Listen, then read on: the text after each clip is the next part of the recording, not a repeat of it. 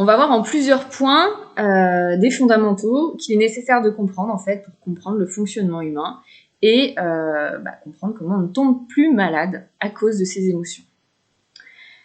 Le stress, c'est un terme qui est employé un peu pour tout et rien dire aujourd'hui. Je le vois beaucoup en séance. Je vais juste en fait repréciser de quoi on parle. Typiquement, le stress déjà c'est une sensation. C'est une sensation qui nous est plutôt désagréable. C'est une énergie qui nous demande de faire quelque chose. Donc c'est pour ça qu'on peut parler de stress positif, parfois, comme de stress négatif. Alors que finalement, le stress est une émotion, donc elle n'est ni positive ni négative, c'est simplement la manière dont on le vit qui nous est négatif ou positif. Dans tous les cas, quand on va parler des émotions, on va avoir des émotions de joie qui, elles, ne nous procurent pas de stress. C'est-à-dire qu'elles nous signifient finalement qu'on fait bien, qu'on est là où on doit être et que c'est quelque chose qui convient à notre équilibre naturel. D'ailleurs, même, ça nous fait plaisir. On peut ressentir l'émotion de joie, de plaisir. Quand on ressent, par contre, les émotions dites déstabilisatrices, comme la peur, la colère, la honte, la haine, etc. Ces émotions qui viennent là pour nous déranger, elles viennent quelque part pour nous réveiller. Nous réveiller et donc nous apporter un message. Qu'est-ce qu'on doit comprendre dans le signal de ces émotions? Ces émotions-là, on va dire qu'elles nous apportent du stress, finalement. Elles stressent notre organisme, d'une manière ou d'une autre. Et notre cerveau a, depuis que l'homme est homme, appris à nous envoyer des signaux de stress pour nous faire réagir, pour nous réveiller. Et nous réveiller, bien entendu, pour nous dire « change quelque chose ». Tu dois t'adapter, tu dois transformer quelque chose dans ta vie. Le stress est une information de ce point de vue-là.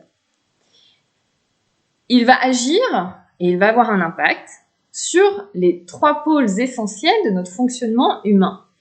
Et quand je parle du fonctionnement, c'est aussi notre santé. Ces 3 pôles sont le système nerveux, donc tout ce qui concerne nos processus cognitifs, ce qu'on croit, ce qu'on se dit, ce qu'on analyse. Deuxième pôle, le système endocrinien, donc tout le système qui nous permet de ressentir et de transmettre des hormones dans notre corps, dans chacun de nos organes, pour notre bon fonctionnement. Encore une fois, ce sont des informations. Et puis le système immunitaire qui, lui, est là un petit peu en guerrier pour protéger tout l'écosystème de notre système, finalement. Donc on a le système nerveux, le système endocrinien et le système immunitaire, qui sont interdépendants, qui discutent ensemble, communiquent ensemble et s'envoient chacun des informations pour finalement pérenniser et assurer notre équilibre. Équilibre physique et psychique, bien sûr. Déjà de comprendre ça, c'est super important parce que c'est la clé, c'est la base en fait de notre fonctionnement humain et ça va déboucher justement sur des connaissances telles que, on peut éviter de tomber malade en écoutant notre stress, en s'en servant. Et ce n'est pas en taisant et en niant le stress qu'on va avancer dans une voie équilibrée et sur un chemin de santé. Bien au contraire.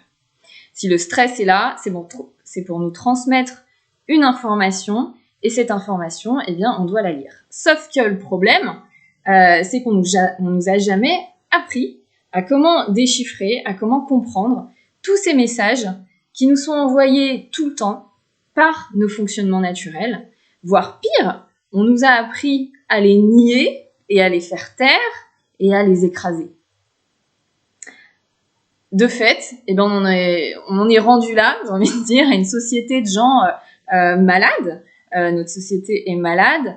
En France, c'est le pays où on prend, où les médecins prescrivent, parce que finalement c'est là le départ, c'est le médecin, prescrivent des antidépresseurs, tous ces médicaments qui vont venir faire taire l'émotion parce que le patient est arrivé à un niveau tel en fait d'inconscience de ses messages internes qu'on en est dans des maladies où l'urgence demande de faire taire tout ça, de tirer le rideau sur tout ça, alors même que la solution est là-dedans.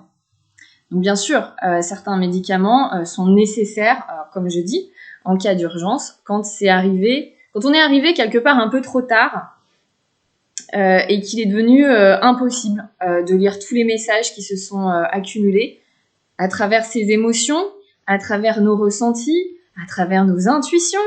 Et c'est pour ça qu'il est nécessaire d'apprendre finalement à ne plus en arriver là, mais bien de redonner de la valeur à chaque signaux naturel, chaque signaux de notre corps, chaque signaux cognitifs, immunitaires et hormonaux qui sont envoyés tout le temps, toute la journée, au quotidien.